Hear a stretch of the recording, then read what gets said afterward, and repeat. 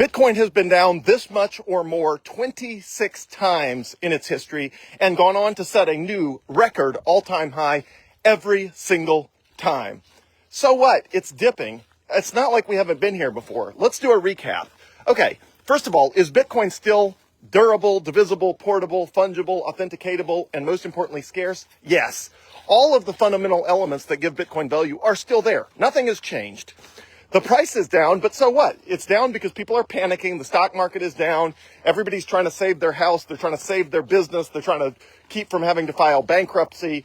Look, all of that's understandable. If you have to sell Bitcoin to try to save your life from financial catastrophe, well, hopefully Bitcoin can serve you well in doing that. But that puts pressure on the marketplace. But 26 different times, Bitcoin has been down 24% or more, which is what it is right now. And every time has recovered to new all-time highs. It is only a matter of time. People act, especially if they're new to Bitcoin, like this is the first time we've experienced any of this.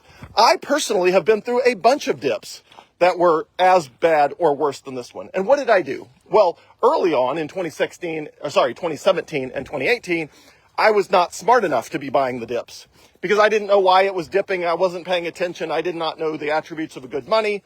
I just knew that Bitcoin was a cool new technology. I was in favor of sound money. So I was not buying the dips the way I should have been early in my Bitcoin career. But later in my Bitcoin career, especially in 2021, 2022, well, really ramping up significantly in 2022, 2023, 2024, and 2025, I became a very aggressive dip buyer. So as the price was falling in 2023, it was down to, I guess it was 2022 or 2023, whichever one it was. Anyway, the price was falling, and the price had fallen down to $23,000 per coin, and I put a quarter of all of my charitable giving funds in Bitcoin.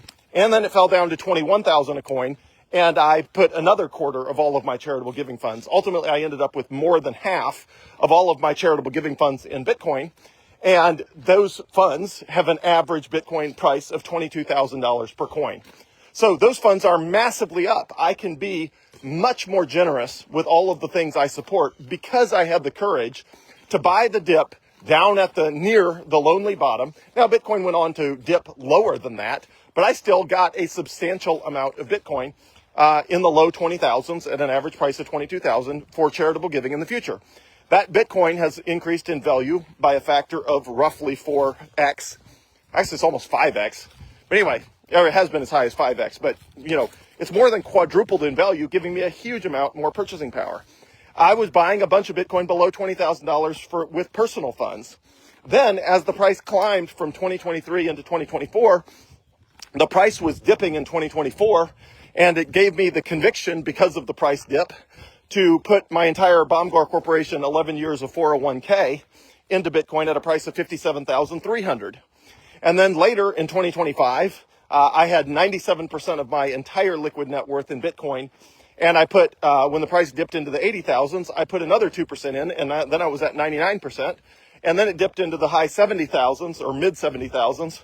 And while it was in the high 70,000s, right before it dipped into the mid 70,000s, I put my last 1% of all of my liquid assets in Bitcoin. So I've been 100% Bitcoin since April of this year. Again, Bitcoin has dipped this much or more 26 times in its life, in its 17-year life, and has recovered to set a new all-time high every single time. This is normal. It's just the pattern of every asset. The more volatility an asset has, the more potential future upside. Michael Saylor says, volatility is vitality. If something goes up and down, it can go up a lot. If something is not ever going down, it's also not going up very much either. There are no assets that have a huge upside without volatility to the downside on the way. By definition, if an asset has a huge amount of upside potential, it's going to be volatile on the way up for all the reasons I've explained in numerous other videos. So we've been here 26 times. I've bought the dip a bunch of times myself. Each time it dips, I buy more if I possibly can because it feels like the market is being irrational. There's nothing wrong with Bitcoin. People are selling it on sale. And if you dangle cheap Bitcoin in front of me long enough, eventually I'm going to find a way to buy it.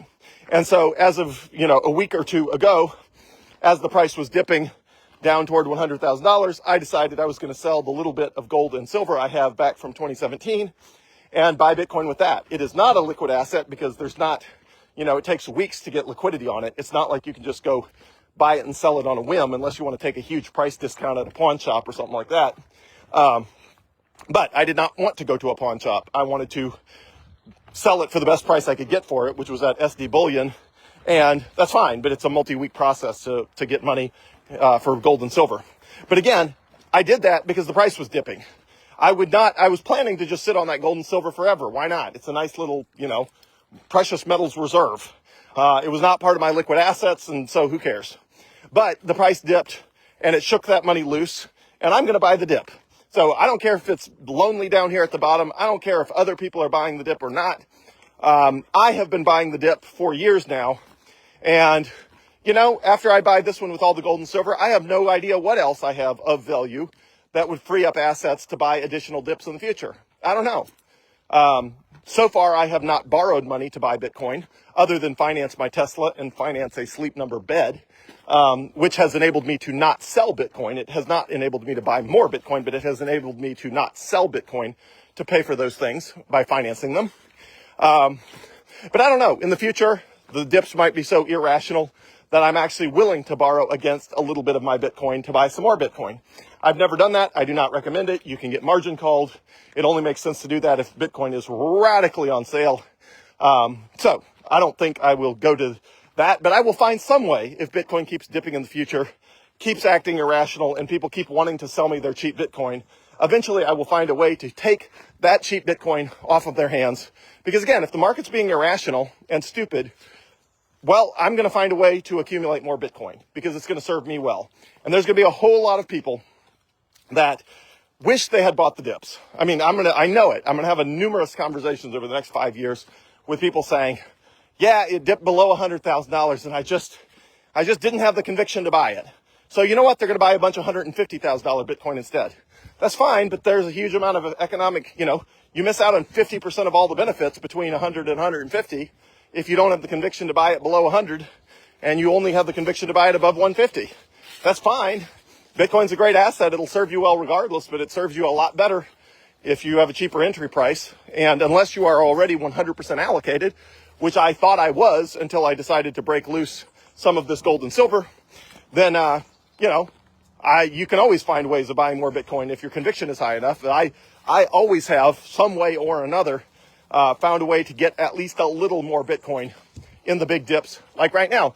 So that's exactly what I'm doing. So as soon as this wire transfer from SD Bullion comes in for this gold and silver I shipped off to them on Friday of last week, I will immediately buy more Bitcoin with that money, regardless of the price of Bitcoin.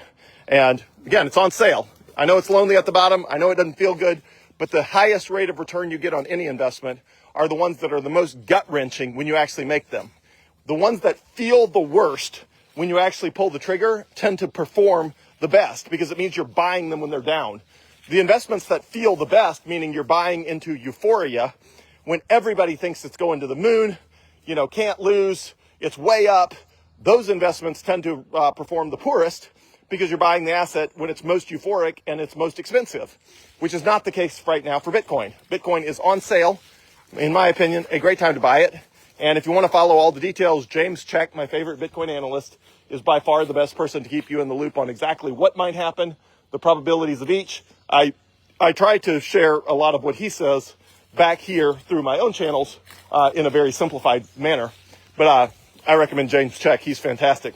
So anyway, have a great day. Bitcoin's on sale. I'm buying more. Whether you're buying more or not, well, that's up to you. But I'm buying more. That's what I'm doing. And it's going to serve me well, and it always has.